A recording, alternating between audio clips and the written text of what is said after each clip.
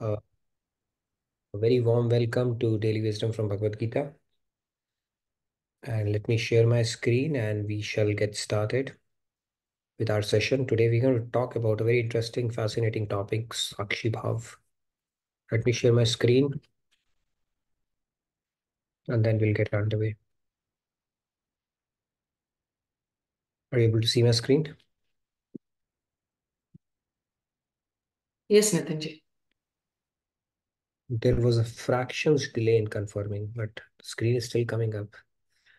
Okay, so let's get started with our opening prayers. Gurur Brahma, Gurur Vishnu, Gurudevo Maheshwaraha, Guru Sakshat Parabrahma, Tasmai Shri Guruve Namaha. Vasudeva Sutam Devam Kamsachanuramardanam Devaki Paramanandam Krishnam Vande Jagadguru. Krishnam Vande Jagadguru. Radhe Radhe. Good morning, good evening, everyone. Let's get started with today's session. So the shloka that we are reciting is 5.13. I'm going to recite it and you're welcome to follow along. We'll take 3 hands and then we shall get started with our segment, Soul Soup segment, and the shloka discussion itself. Sarva karmani manasa sanyasyaste sukham vashi navdware pure dehi naiva kurvanna karayan. Go ahead, Shyamji. Radhe Radhe. Yeah, Radhe Radhe. Bhai, screen. Yes. Sarva karmani mansa sanyasyaste sukham vashi navdware pure dehi neva kurvan karayan. Radhe Radhe. Very nice. Thank you. Radhe Radhe. Go ahead, Sandhya. Thank you, Shyamji. Radhe Radhe Radhe Radhe. सर्व कर्माणि मनसा सन्न्यस्यास्ते सुखं वशी नवद्वारे पुरे देहि नैव कुर्वन् कारयन्. Very nice. Thank you, Sandhya. Let's take one more hand, maybe. Go ahead, 2 more Samji. hands. We can take 2 more hands. Radhe Radhe. Radhe Radhe. Sarva karmani mansa sanyasaste sukham vashi navdvare pure dehi neva kurnanna karnikariyan. Radhe Radhe. Thank you, Samji. Radhe Radhe. All right, Rahul, go ahead. Radhe Go ahead, Radhe Rahulji. सर्व कर्माणि मनसा सन्न्यस्यास्यते सुखं वशी नवद्वारे पुरे देहि नैव कुर्वन् कार्यं. Radhe Radhe. Radhe Radhe, Rahul. Very nice. With this shloka, Lord Krishna is saying the embodied beings who are self-controlled and detached reside happily in the city of 9 gates, free from thoughts that they are the doers or the cause of anything. So we will get started, but let's get started with our Soul Soup segment, where we are talking about the science of mind management. Yesterday, we did a quick recap on this. Let's talk about what are the afflictions of the mind. Okay, these are the things that we need to counter. So what are the afflictions of the mind? So let's say you wake up, right? There are constant, basically stream of thoughts that keep flowing through our head. Now let's say it's a weekend and you glance outside, it looks nice and sunny, and then you see a nice weather ahead, and then you plan a nice hike in the woods and with some friends, and then all of a sudden the thought will come, you know what, it's recession time, There's a layoff pressure in the office. That thought can grip you. And then all of a sudden, your mood will become gloomy at that point. And then all of a sudden, the thoughts of fear might start rushing in your head, and then it can occupy for several minutes. Finally, you'll put the matter out of your mind, and another thought will pop up unexpectedly. Now you forgot to go to the store to pick up groceries, and now you need to get some bread for the breakfast. And then when you dash out to the work, now you will see that there's a lot of thoughts that will start running through your mind. This road is bumpy. I'm getting the potholes might be there, or the driver in front of me is too slow, and this person who's passing by is screaming at me for some reason. That person honked me. Okay, so those kind of thoughts, they day after day, thoughts after thoughts, they can grip you. And throughout the day, it keeps on fluctuating in our head, as we see, right? So there are certain afflictions of our mind, as our scriptures also tell us, but it's important to first understand our mind, be able to read it, understand it before we can do something about it. So what are those thoughts that can grip our mind? Negative thoughts, they come very easily, right? Negative thinking about people or negative situations, our mind starts creating. So those kind of thoughts can come to our mind as well. That is called an affliction of our mind. Gloomy mood, gloom and doom can happen very quickly in our mind, right? Any thought, like I said, if the recessionary pressure is there, or some bad news has come, or just your mood is not good today, right? Those kind of things can happen as well. Doubts, doubts can also dampen our mood. You may wake up feeling nice, bright, and sunny, but self-doubts and other doubts can also have a play on your mind. Then fear is the one which can grip us. Could be anything related to personal relationships, anything can grip our mind with fear. Hatred towards somebody. That's a emotion that it is said you can, it's the one of the most insensible thing one person can do, because you're letting somebody rent your mind for free, right? Hatred, and at the expense of your own health, and at the expense of damaging your sanskar. So it's like lose situation all around. So these are all called afflictions of mind. Then envy, we become envious of people as well, especially when we see people ahead of us in life, material or otherwise. Now, is there a way to control the constant flow of thoughts within us? You may think that these things happen and I have absolutely no control over these. But the good news is there is way, and there are a lot of theories that are propagated. We'll not only look at those theories, but also tackle it systematically. Now, I'll tell you a anecdote or a story around it, so that we see how these play of emotions, how we need to look at it, right? So what happened once is a guru, or a professor, he called his students around him, right? Or a guru, rather, I would say, a guru called his disciples around him. And then he related a hilarious joke. I'm not going to tell you the joke, okay? But it was a very hilarious joke that made everybody laugh. So then Guru, he proceeded to relate the same joke again. After they have all laughed, he's relate the same joke again. So this time some sniggered while others smiled politely. Of course, Guru's saying, so you have to do something about it, right? But the Guru did not stop there. Now he went on to repeat the same joke again. Now this time they could only manage a sheepish grin, right? It's like, okay, the same joke is coming again and again and again. And not to be discouraged, now the Guru repeated it once more, to everybody's disbelief, same joke. Now one of the students, that person could not restrain himself at all, right? He was somebody like me. And he said, what's going on here? Gurudev, your joke has become very boring. He said, you have already repeated it 4 times and again you are going on repeating the same joke. So Guru replied, if you get bored listening to a hilarious joke, a joke is a joke, right? It makes us smile. It tickles us somewhere. Now, if you get bored listening to the same joke again and again, then why do you keep on recalling thoughts of fear, misery, hurt in your mind? Think about it. If a joke can be so boring, how can we keep repeating the same thoughts in our mind? So that is the lesson he wanted to give. Now, this constant flow of thoughts, if we have to stem the flow of these thoughts, um, we need a deeper understanding of the functioning of the mind.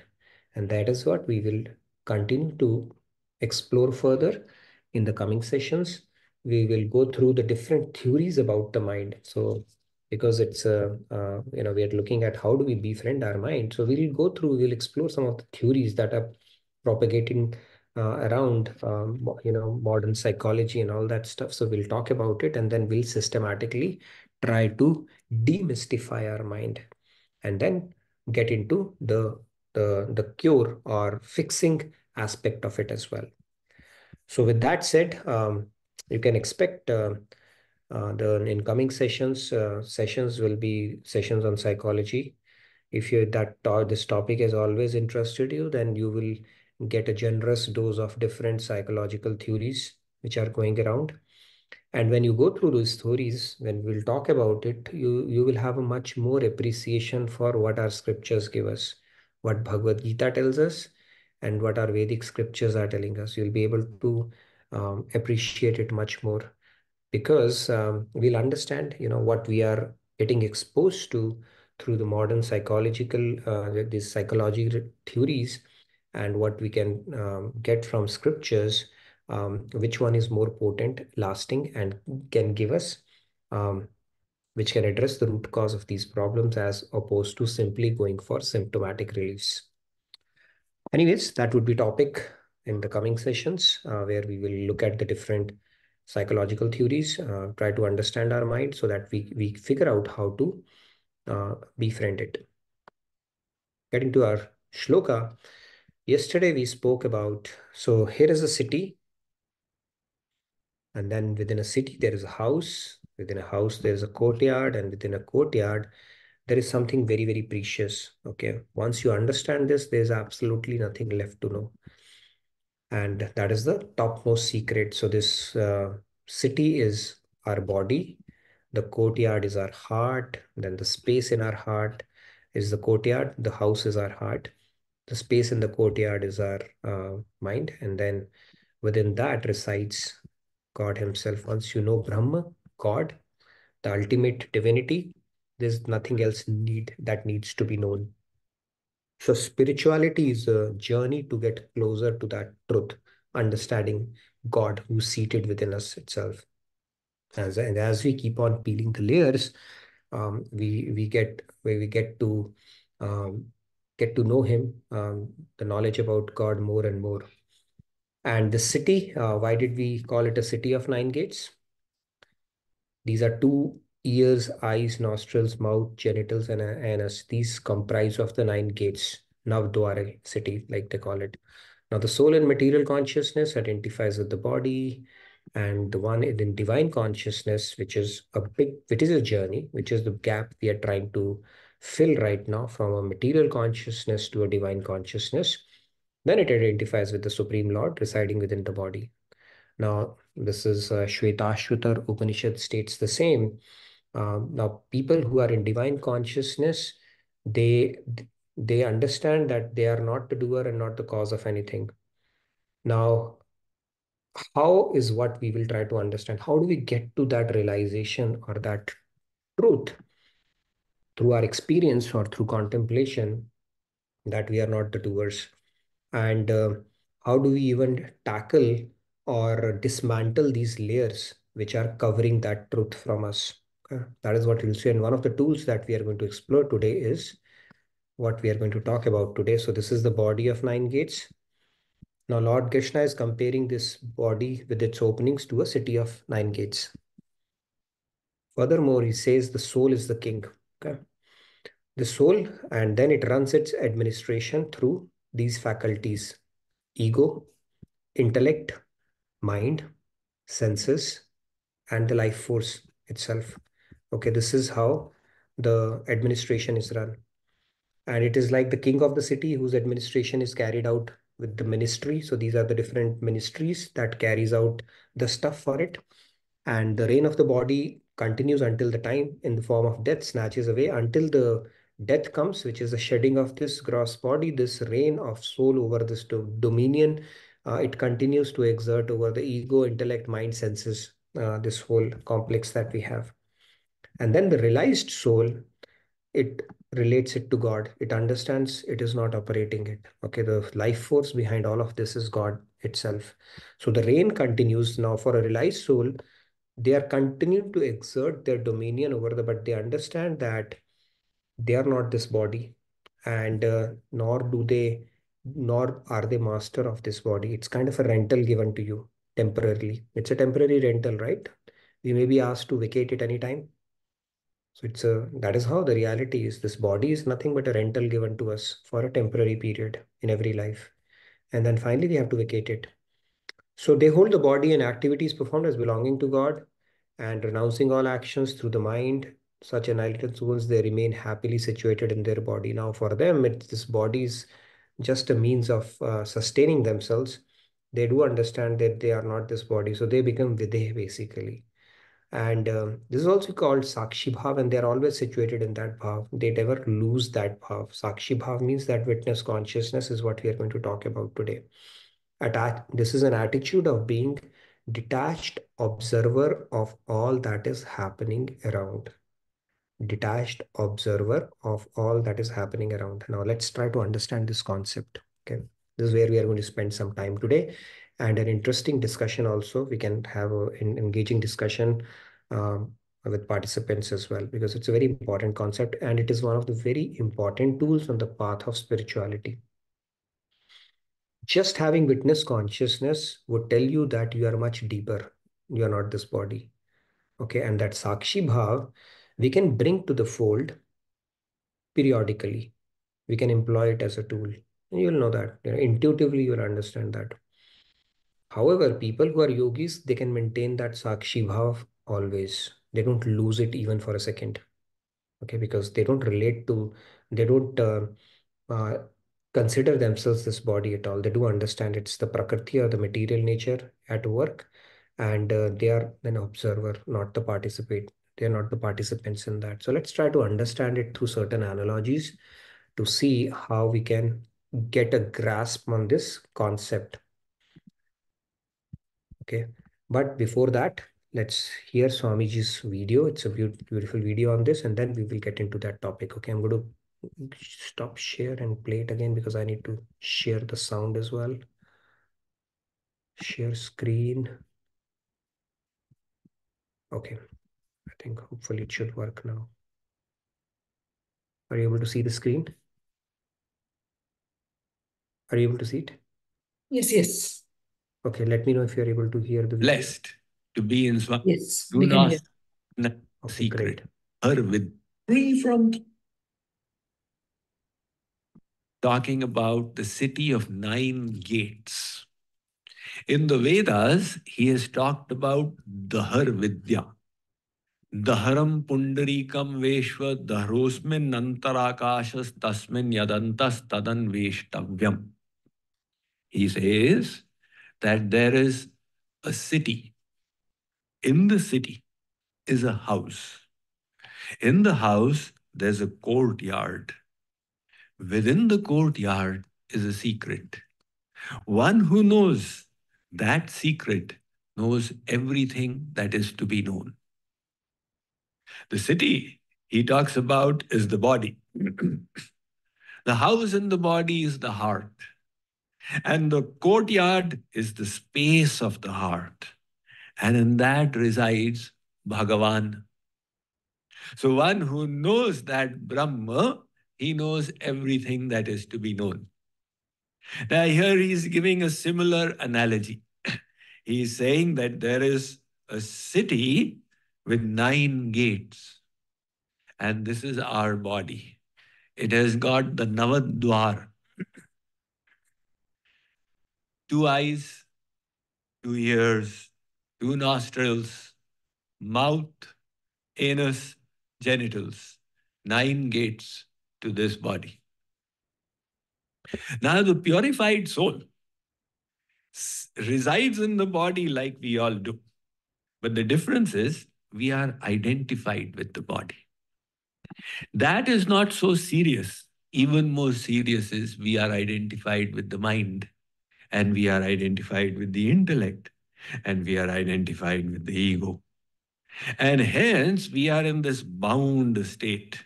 Now, the mind is not us. The mind is a mischievous monkey. And this mischievous monkey called the mind is throwing up thoughts. It has an algorithm of its own.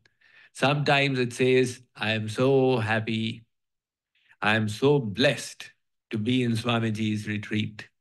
And then after a few moments, it says, oh, but I had these other options. This was not the only thing I could have done. Maybe I made a wrong choice. So this is all being thrown up by the mind, not by the soul. The mischievous monkey called the mind is throwing up these thoughts. That is its job. And we, the souls, the mistake we are making is we are identifying with these thoughts. And that is why we are saying, now I'm inspired, now I'm not inspired. Now again I'm inspired, now again I'm not inspired. Based upon the state of the mind. But the realized souls, they create a distance between the mind and themselves.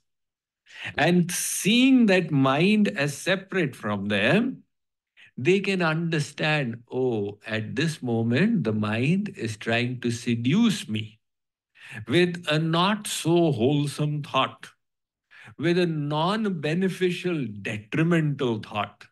It is my choice, whether I accept it or I don't. I choose not to. Now, the moment you dissociate yourself from the thought, it loses its power. So the thoughts, they do come in all kinds. There's no limit to the kinds of negative thoughts. And then, if we see them as a part of us, they grip us. Like one lady, she came to me. She said, Swamiji, my brother died of cancer a few months ago. First, she said, I'm in depression. I'm so sorry. So she said, my brother died of cancer 5 months ago. I said, really? So is that the reason for your depression? No, no, no, no, no, no. That is all right. I have released that. The problem is, I have started thinking that I will also get cancer. And then I heard in your mind management that if we think some thoughts again, we attract those circumstances to our life. So here I am thinking I will get cancer, I will get cancer. And I'm just thinking that will attract it to my life. So I'm really and seriously worried. Now, what is the mistake the lady is making? The mistake is she's attributing those thoughts to herself. I am thinking like this, oh. Now, the next moment I'm thinking like, oh. That's not the way to do it. The moment you adopt the thought, moment you see yourself as the source of it, it becomes energized. And then it becomes stronger and comes to you again. And then it comes to you again until it starts creating a neural pathway. And you feel that you are in the grip of this negative chintan. Now, we realize that some of these thoughts, they don't align with our goals, or they may not even align with our values. They may be immoral. So when people have those thoughts, why am I thinking like this? And the moment they start doing that, they have energized the thought. That's exactly what the thought wanted, the power, and you have empowered it. Instead, a more enlightened way is, oh, okay, a thought has come. I'm not interested. Like the birds fly in the sky, they just fly away. One moment here, the second moment they are gone. It's not that you have to chase every bird that comes. It is the same with these thoughts. That freedom comes from self-knowledge when you deeply contemplate the fact that you are not your mind. You are the seer of the mind, the soul. That monkey mind can work to your benefit. It can work to your detriment. So it is for you to train it the way you want. Now, supposing you are in the dark and a stranger accosts you all of a sudden. You see this big, hulky guy. You have two options, either to run from there or to attempt to fight him, because you know that he is going to mug. So you have to either fight this danger or run away from it. But supposing you're walking on the street and little children start heckling you. So is it advisable to fight them? No, because they will only be provoked. Is it advisable to run? No, because they'll run after you. So in this case, the advisable thing is to ignore them. They'll say, you know, we teased him, maja nahi aaya, let's tease the next guy. Likewise, moment you accept the thought as your own, that thought gains an energy. And the moment you distance yourself from it, it loses its energy. That is the basis of the Sakshi Bhav. Sakshi Bhav is witness consciousness. So in Sakshi Bhav, the self-realized sages, they surf the emotions and sensations in the body. They can even surf the pains in the body. Surfing means they just surf it. That is why their ability to tolerate pains, because they see the pain is coming and they say, okay, it is coming, but I distance myself from it. That same Sakshi Bhav has become popular in the Western world in a diluted form as mindfulness. So in mindfulness, this knowledge is not there in the mix that I am the soul. But the concept is given of watching your thoughts. So the intellectuals, the academicians, the scholars, they find this a very convenient philosophy. There is no need to believe in either the soul or in God, no need to have any kind of faith.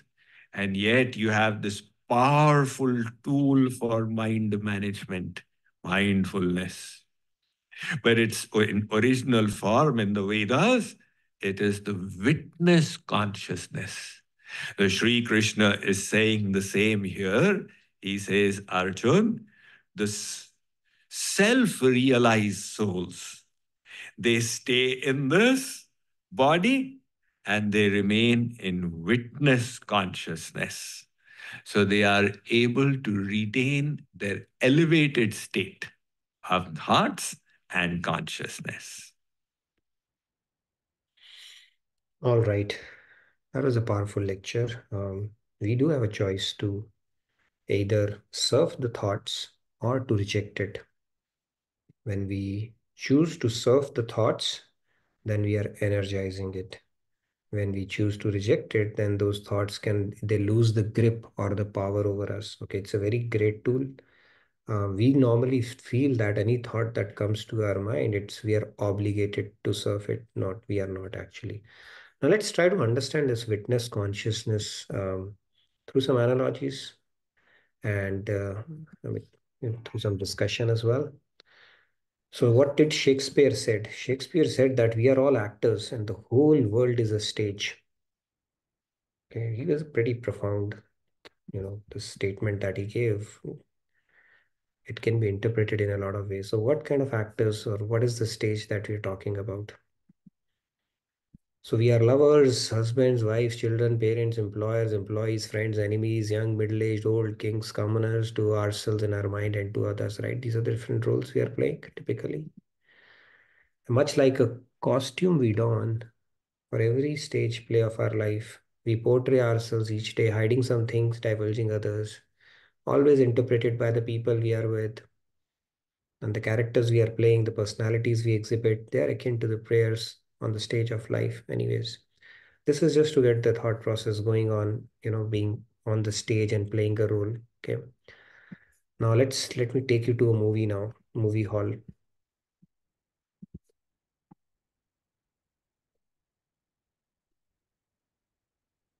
Okay, what are these guys doing? Look at their reactions.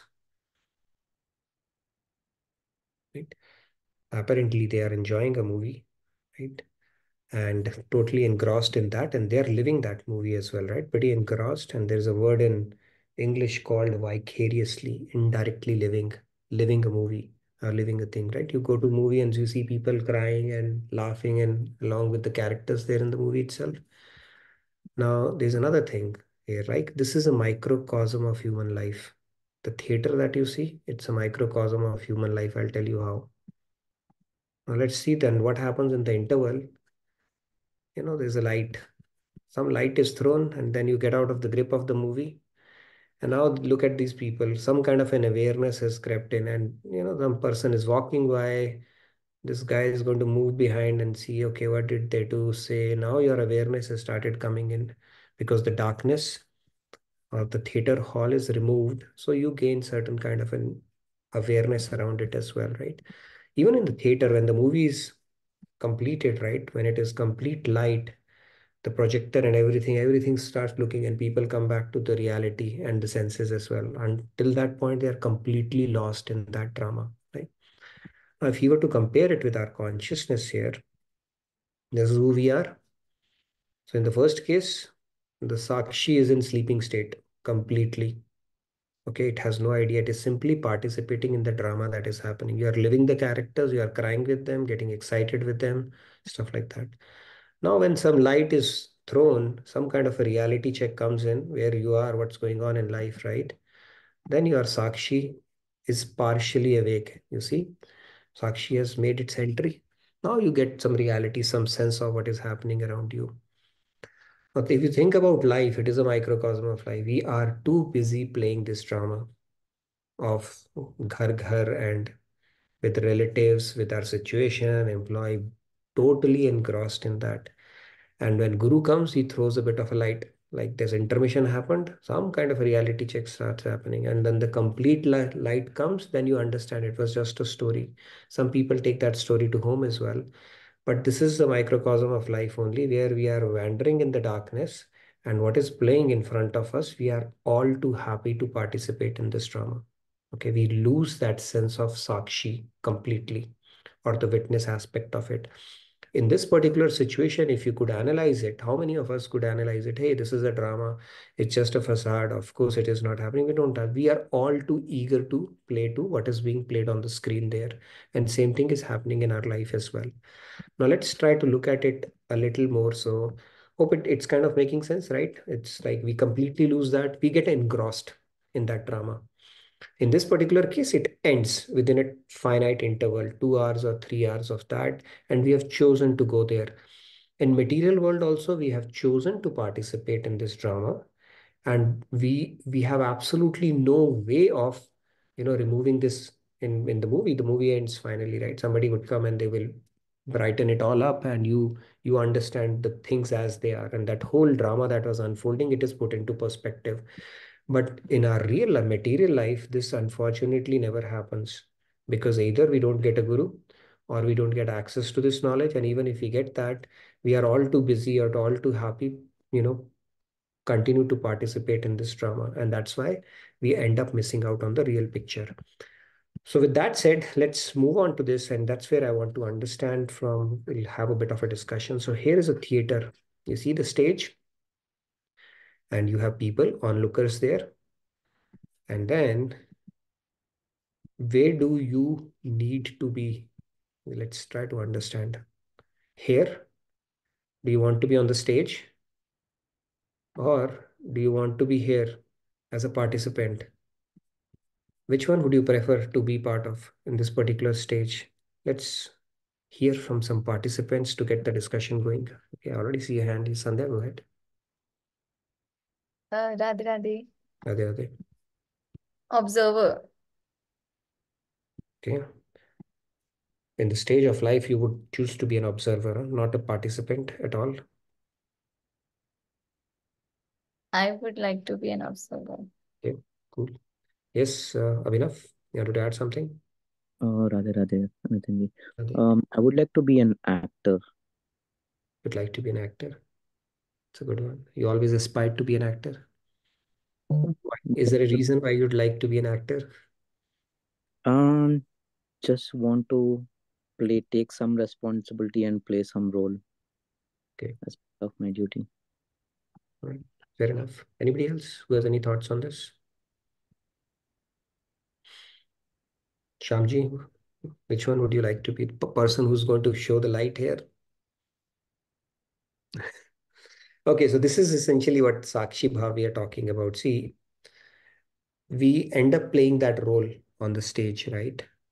And sometimes we just have to take a back seat and become a spectator around it. And that is essentially what Sakshi Bhav is, where you are observing yourself. See, you can observe something that is different from you. Can you observe something that is you?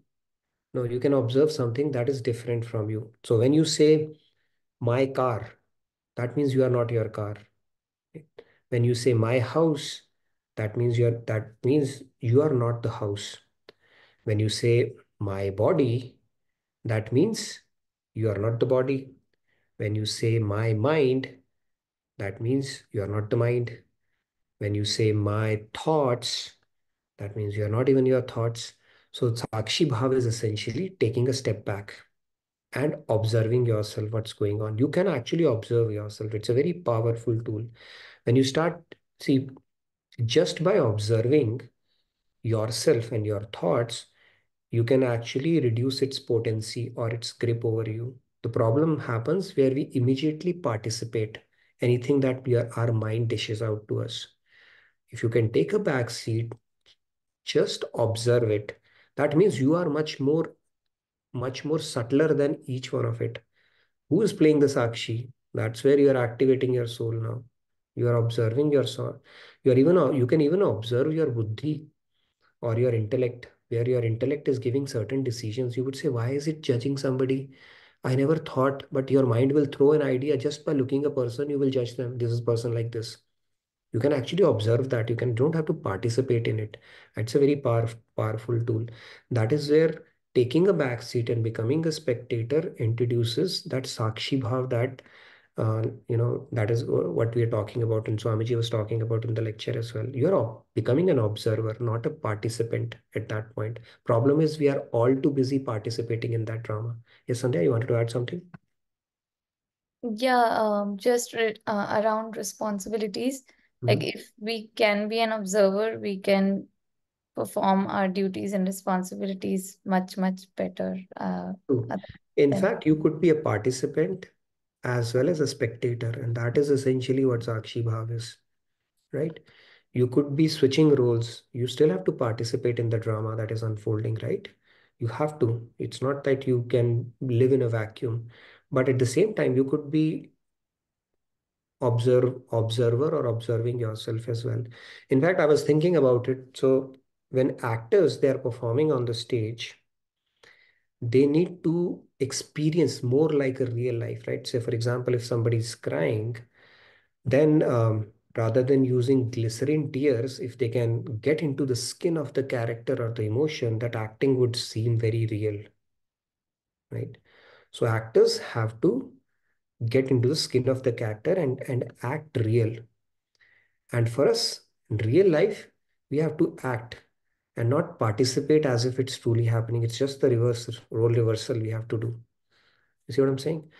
So you have to act and not get into the skin of it, because this drama is actually a concoction, not concoction, but something that you are playing to, and we have to become a sakshi and a witness around it. So this is the concept of sakshi bhav, where you observe your thoughts and you are not obligated to participate in it. And the thoughts are like fleeting feelings. They will come, like Swamiji was talking, like birds. You don't chase every bird, right? You don't, it's like a dog, right? Any car that will pass by, especially it happens on, in India, when they start chasing it. Now, everything that goes around you, don't chase it, let it go, let it go. And even in Bhagavad Gita, Lord Krishna himself is saying that matra sparshastu kaunteya agama paye no matra sparshastu kaunteya shitoshna sukha dukkhada agama payino nitya tansti tikshasva bharata. Basically, he says that when your mind is going to come in contact with sense objects, it is going to create a fleeting feeling of happiness, misery. I want this, I don't want this, I like this, I don't like this. So yogis, they simply surf those thoughts. They understand this is not me.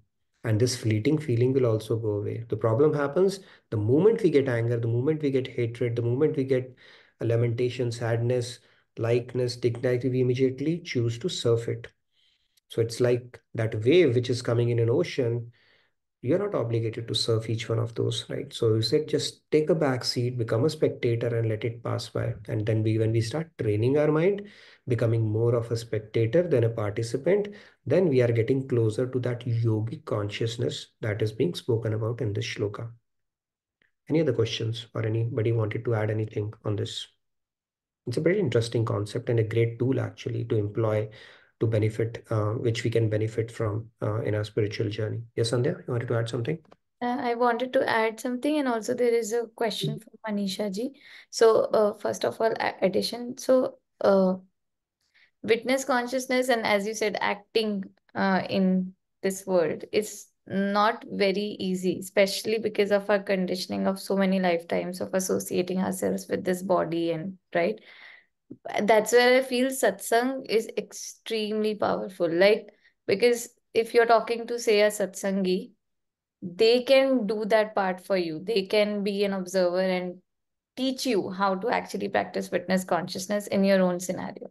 So that's True. one thing I wanted to add. So that's And good. Satsang has a powerful role in it. Very nice. now I can put forth Manisha Di's question.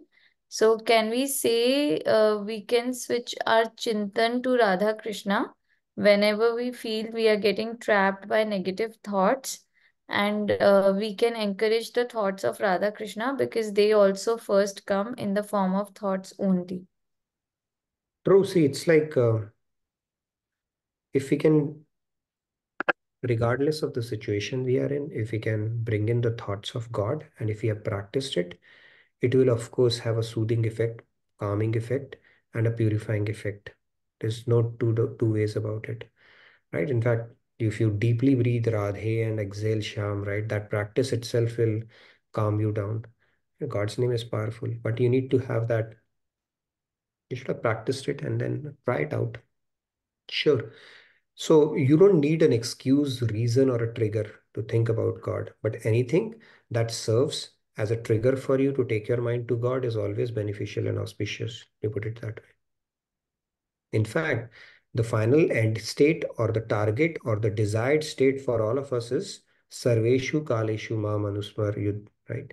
Which means not even with the slightest of interruption, we should be able to contemplate and think about God. That is the desired state. So sure. Yes, Shilpa, you wanted to ask it? So this analogy, I hope you are able to understand. The actors, they have to live their part. And as a, regular living, we have to act our part. Okay. So hope you are able to understand that analogy part of it, right? We start living that character that we are playing. We need to act. They need to live that part that they're playing on stage so that they can, show it real. So it's just the role reversal we need to understand that needs to happen.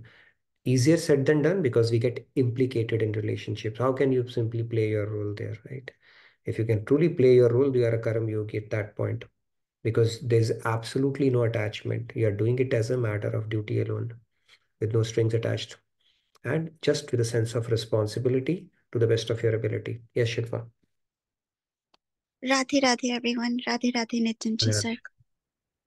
Yes. So a while back we learned of a shloka that said that yogis are not influenced by their surrounding environment, that regardless, and then we also learned of the analogy after that of a lotus. So if I were to make this as that analogy, that a yogi is not influenced by his or her surroundings, including the emotions, then would it be the same thing that if we are the audience, then whatever is in front of us, meaning our own self, our own emotions, we shouldn't be influenced by that? Like we should take step back and not let the play that's happening in front of us, not let ourselves go with the flow of the emotions or the play True. that's place, and not let the environment control us, but be in control of our own environment. Right. So similar Perfect. what the yogi does, not Perfect. okay. Is that the Yeah, same so concept? yogi did not become a yogi in a day, right? It's not a unit step function. That person would have tried and mastered their mind and reached that stage. So when it says don't participate in the way, you take control of that. You start directing your plane in the sense that your mind may be playing tricks for you to serve the negative thoughts. That is how our conditioning is, right? Or to bring in fear.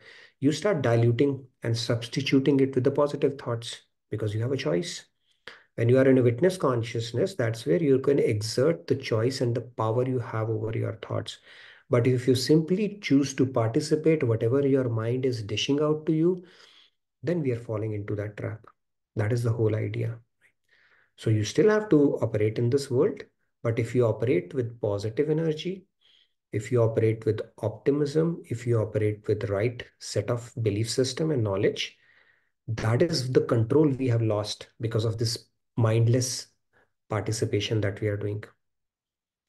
So we have to participate, but we have to participate by exerting our choice in conjunction with what scriptures and this knowledge is telling us, as opposed to letting our mind dictate terms with us. But because our conditioning mind will give us random, weird, meaningless thoughts. And if we continue to serve all of those thoughts, our life will continue to get wasted. This is important. That is why I want this. I don't like this. This is what mind will continue to throw at you. So in order to take control over those thoughts, we have to first become a spectator, dissociate ourselves with the mind. And then we can exert a power and say, hey, this is what I want to see, or this is how I want to tell you. It's basically training our mind and taking control of our thoughts and emotions, as opposed to letting our thoughts and emotions dictate our destiny.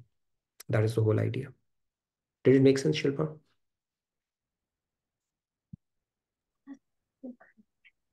Yeah, I got. So thank you. I understand. Yeah. So right now the problem is happening is this whole autopilot script is dictating us, right? Mind is throwing all rank of useless thoughts to us, and we are mindlessly participating. Whatever our mind dishes us, we think this is right. Okay, let me do that. This will give me happiness in life. But spirituality tells us that you have to take a back seat, first observe, then see if it is conjunction with the knowledge, scriptural knowledge. You have to first have knowledge also, right? And then bridge that gap as opposed to letting it have a free hit over you. Mind will never give you right suggestions. It's the worst enemy that we currently have. Right? In the college, did you have a friend whose next day the exam is there and they will come and say, leave it, man, take it easy, let's go watch a movie and do that. That is how our mind is. It will always trick us into things that are pleasurable, not beneficial. It always goes for things which are preyas, immediate gratification, dopamine kick, as opposed to something which is shreyas. That will you will have to exert, impose yourself on your mind. If you don't have that ability, then your life will be completely, in disarray if you let your mind have a free hit. But that can only happen if you have an ability to take a step back, dissociate yourself with your mind, and not think that whatever your mind is telling you is who you are and what you need to follow. Pratyusha, you wanted to add something? Yeah, Radhe Radhe sir, Radhe Radhe everyone. Yeah, Okay. my question is actually when we are material in nature, like our body, mind, senses, intellect, ego. So can this materially charged we or us or I can awaken the Sakshi Bhav because that's spiritual Mm-hmm. and Sakshi Bhav, you can dissociate yourself. That ability is there. See, you may not have activated your soul consciousness completely, but Sakshi Bhav is something you can always do that. You know, right? Even intuitively, we know that we can observe.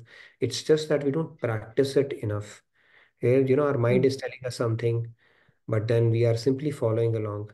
It's only when we tell, no, mind, I don't have to listen to you. Why did this thought come to my mind? I need to practice just the reverse of what my mind is telling me. That takes a bit of mindful practice around it. Okay, so we start by doing the mindful practices, and then probably with the divine knowledge and support of Guru, he may plant some thoughts to just help us. Is that possible? Very true. In fact, that happens. Guru, actually, I think we spoke about this concept as well. When you find a true Guru, and Guru asks you to do seva, right? We think we are doing some seva for Guru. Actually, Guru is doing your seva. And the kind of seva Guru does, we can't even imagine. And one of the sevas he does secretly is Yogakshem, which is he's making this knowledge stick in our head. Okay, so he's preserving that knowledge for us. And then, like you said, in your mind also, he's also fighting with your sanskar so that then bad thoughts are going to occupy your mind. He removes some of those impediments. So whatever is within the framework which is permissible and a guru can do, he does all of that for you in your spiritual journey. That is the glory of a guru, or having a guru in your life, importance. He will fight with your negative sanskars also. And if you are truly putting in hard yards and sincerely working on their teachings, we don't know what all they might be helping us out with, right? So, but yes, Guru can certainly help that, and they do that actually when you are on this path. Thank you. That is why we need to tap into that power as soon and as quickly as possible. There Yes, is a question in the chat window. Mhm. What is the difference between conscious and mind? Conscious and mind. Consciousness is a symptom of soul, and mind is nothing but a material energy, basically, or it is a gross matter. Okay. Now, mind has another aspect to it as well, right? So, mind, we think about brain. Brain is a hardware, and then the subtle body is what where our mind uh, and our senses, they reside in a subtle form, and it travels with the soul. So mind is called ethereal heart in our scriptures. In fact, man is called man, buddhi, chit, and ahankar. These four things comprise our mind as per our scriptures. And this is something which accompanies our soul in life hereafter as well. So like if your soul, it has to carry its subtle body along with it. Whenever you will come back as a human, you will repeat it with the same mind that you have today. So the quality of mind, the more you improve that now, same mind you will get. If you have not improved it, if you have made it more dirty and dug pits for yourself, you have to deal with it. So mind is very important. In the scriptures, they say, Manev Manushya Nam Karanam Bandha Mokshayo. That means mind alone is the cause of liberation and the bondage. And the day we cleanse this mind, ethereal heart of ours, we become God realized. God will bestow all his knowledge to us and grace us completely. So cleansing of mind, antakaran, mind, man, buddhi, chit, ahankar, they are all the same. But let's understand, this mind is not the brain. Brain is just the hardware. It is a gross element, and it's part of the subtle body that travels with us lifetime after lifetime.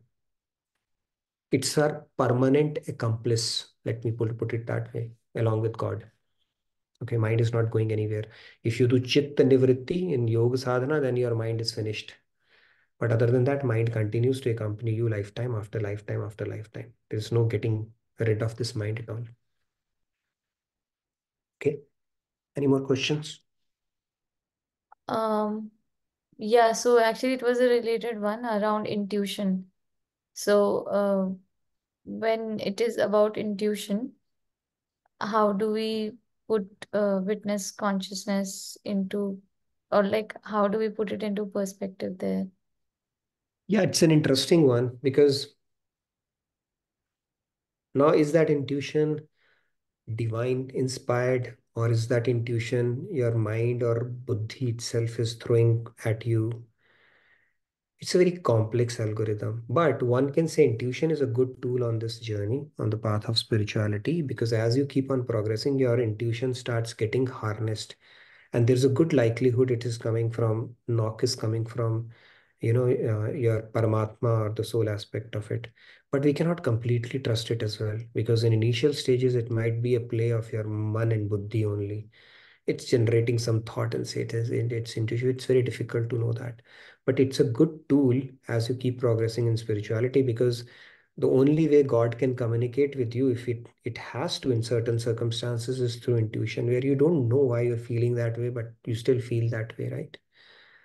So it's very difficult to have a correct, perfect answer on this one. But it could be generated through your mind. At the same time, it could be a knock from your soul or God itself. When you progress on the path of spirituality, that intuition keeps on getting harnessed. It becomes more and more likelihood of it coming from a pure source increases. But until then, we have to take it with a pinch of salt.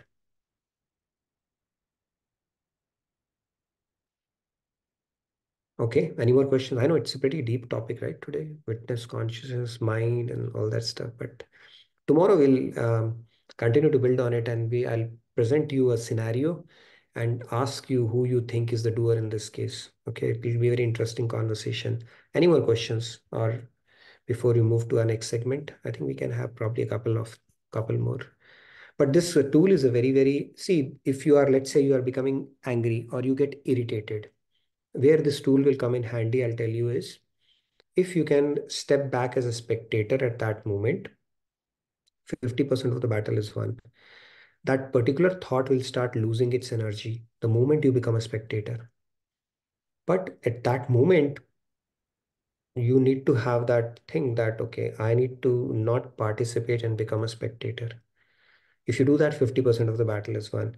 So the more we train our mind, the more powerful this tool, the likelihood of this tool you can use in different situations would increase.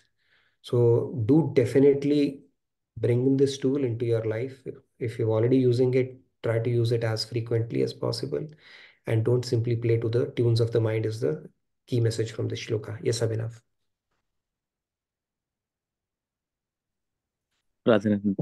So, so we need to play both the roles, right?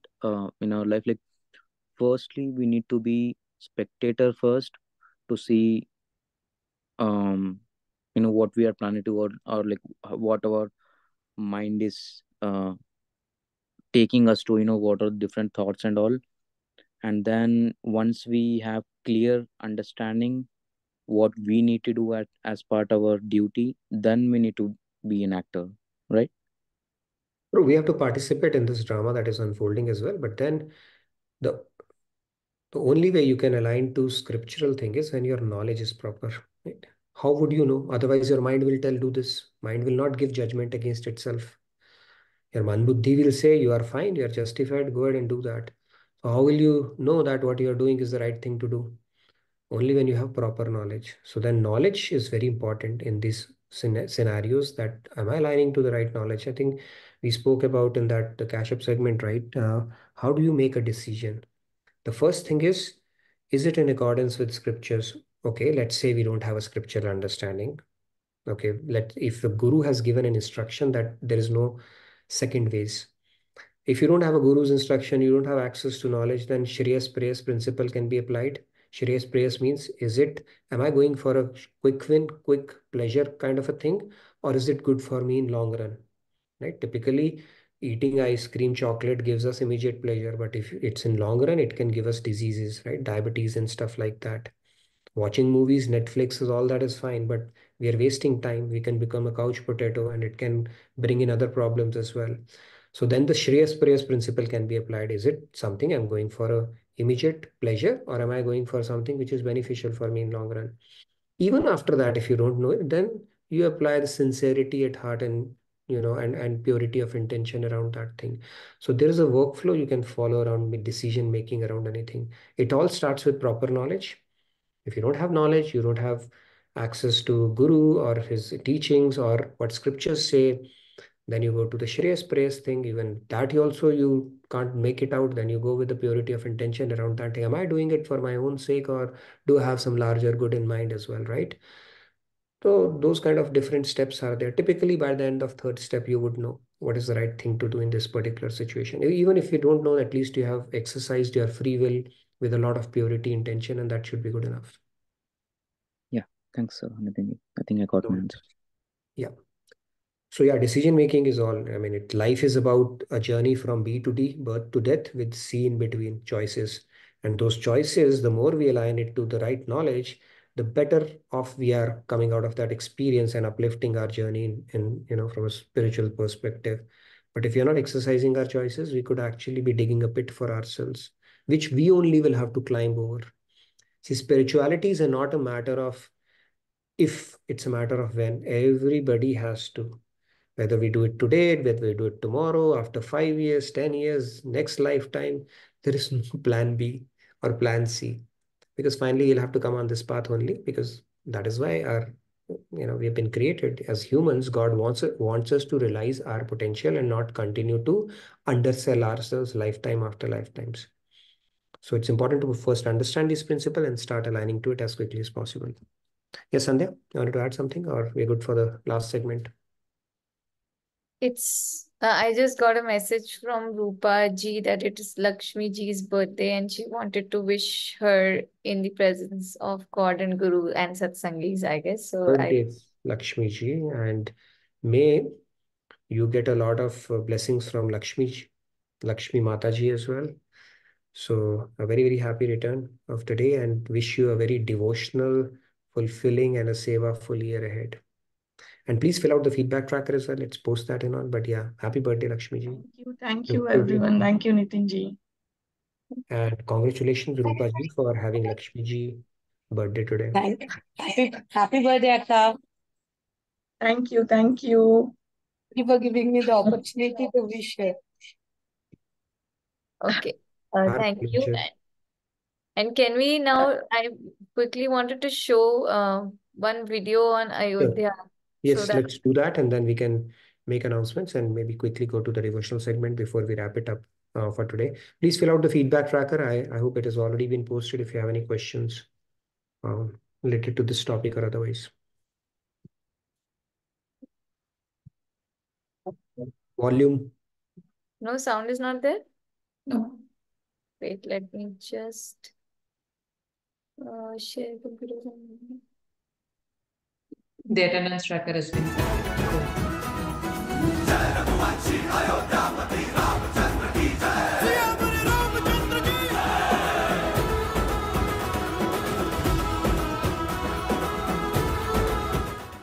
Shri Ramchandra कृपालु भजु मन हरण भव भय दारुणम् नव कंज लोचन कंज मुख कर कंज पद कंजारुणम् सिया राम सिया राम सिया राम सिया राम सिया राम सिया राम जय जय राम राम सिया राम सिया राम जय जय राम राम सिया राम सिया राम जय जय राम राम सिया राम जय जय Ram.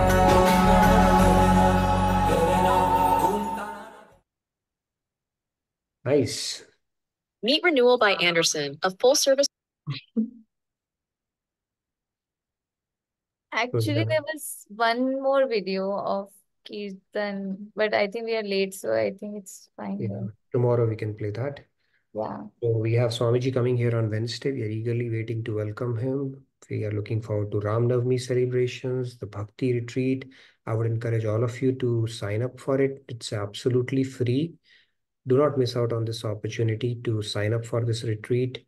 From the comforts of your home, you can enjoy that if you're not in Dallas. But do sign up. Don't miss out on this opportunity. This is going to be the first of its kind.